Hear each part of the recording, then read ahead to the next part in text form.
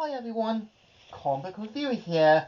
This time doing another Halloween themed review, and this one is on REC3 Genesis.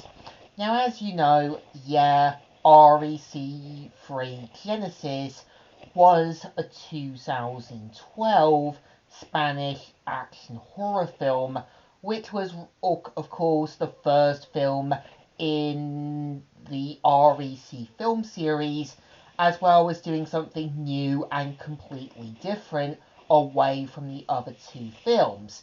And keep in mind that, I have done my reviews on the REC films, so I've pretty much managed to pick up a copy of REC3 Genesis and decided to sit down to finally watch it. And the best I can say is that it's basically doing something completely different, something new, but at the same time losing the touch that the first two films had. The premise of the film is meant to follow uh, two couples known as Kodo and Clara, who are basically celebrating their wedding day, and we see how one of the family members, who was a veterinarian, who was recently bitten by a dog, and of course, if you've seen REC, you know what it's going to lead to.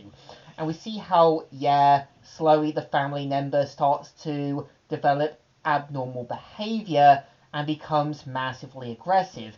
And we see how, after something that happens, we see how the wedding turns into basically a blood wedding massacre. And we see how Kodo as well as Clara end up being separated. And of course, this is Kodo as well as his family members try to journey out to rescue Clara, and this is Clara journeying out to save Kodo, and this is them trying to survive a bloodthirsty massacre. I think what the film gets right at first is showing how everything is normal, everything is alright, but as soon as something goes wrong, we know it's going to be like the first two films.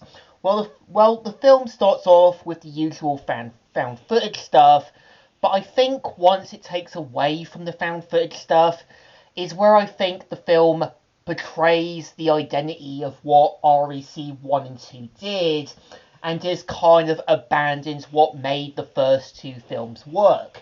Because, I think what the first two films get right is showing this realistic situation, how the characters are filming it for evidence, showing how they're trying to survive in this kind of realistic situation. And I think here they're just doing it to try and do this big action-packed movie that kind of betrays the identity of the first two films. And I think the film comes across like mixing Dead Space and Dead Rising and not knowing where its identity was really meant to be. And I think much like Dead Space, we see how Kodo is supposed to be the Isaac Clarke, while Clara is supposed to be the whole Nicole character, seeing how both of them journey out to find each other, and we know where this is going to end, much like Dead Space, where something goes wrong, something serious is going to happen, and we're going to kind of see how the characters sacrifice everything to try to get to each other. I think the film doesn't do anything big, it doesn't do anything massive, it just does the usual blood wedding massacre, kind of seeing how family members get sacrificed, killed off, axed off, or just completely eliminated. There is nothing really to say much about the film. It just feels like not using the found footage stuff and the video cameras all the way through the film feels like it takes away something that I think made the first two REC films work. It's kind of like looking at how I think, Resident Evil 7 and 8 were trying to be something different, despite people not admitting that, the characters we've known from the original games were always going to be changed. Or it's like looking at Dead Rising 4. I feel like it betrays the identity of what made the first three games work, and just replaced everything from the fourth film back to the first game's status quo, but not knowing its identity.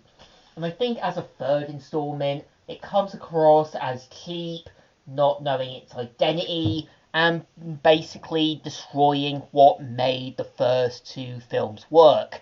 So it definitely deserves a thumbs down. Not the best, not the greatest, and just ruins what made the first two films work. So, Comic Viewer here, signing out.